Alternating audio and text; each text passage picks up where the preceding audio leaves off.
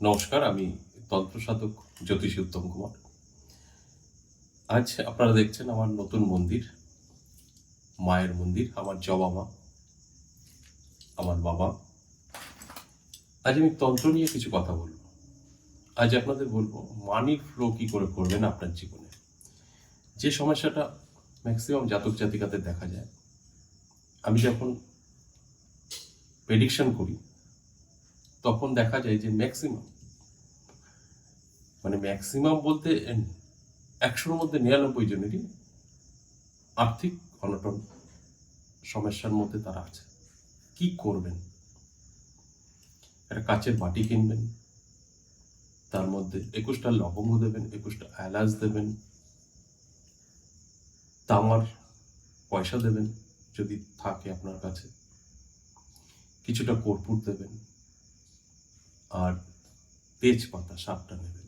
তার মধ্যে আপনার মানি যে প্রবলেম চলছে, কত মানি আসলে আপনার প্রবলেম থাকবে না সেটা লিখবেন।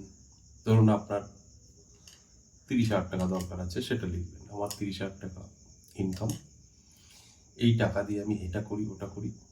আপনি ইনকাম করছেন অলরেডি, সেটা তেজপাতা লিখবেন লাল কালি দিয়ে, তার মধ্যে রাখবেন। তারপর 10 টাকা, 20 টাকা, 50 টাকা, 100 টাকা, 200 টাকা যেরকম নোট পাওয়া যায়, প্রত্যেকটা নোট একটা করে সংগ্রহ করতে হবে। সেগুলোকে মোড়াতে হবে, মুড়িয়ে মুড়িয়ে গাছের বাটিতে গেঁথে দিতে হবে। একটা গাছ তৈরি করতে হবে টাকা দিয়ে। তারপর এটাকে ধূপ দ্বীপ দেখাতে হবে আপনার ঠাকুরের স্থানে রেখে 21 দিন, এবং সেই জায়গা থেকে প্রত্যেক দিন একটা করে টাকা তুলে নেবেন, একটা করে টাকা সেইখানে রেখে দেবেন। ধরুন 20 টাকা তুললেন, আবার 20 টাকা কিন্তু আপনি রেখে দেবেন। ওই 20 টাকা নেবেন, নিয়ে খরচ করবেন। ওখান থেকে টাকা তুলবেন, খরচ করবেন।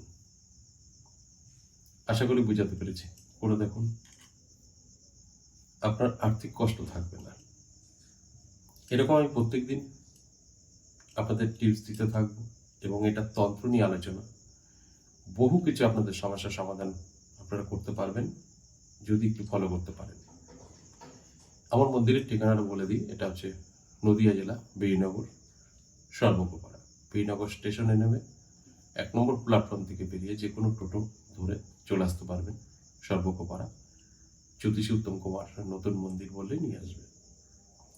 আর আপনাদের জটিল কোনো সমস্যা থাকলে পরে, বহুদিন ধরে কোনো রকম সমস্যা থেকে বেরোতে পারছেন না, আমি বলবো শুধু আমার মায়ের দর্শন করুন এখানে এসে। আপনাদের অর্ধেক 50% সমস্যা মুক্তি পেয়ে যাবেন। পুরো বলবো না, 100% বলে কিছু হয় না।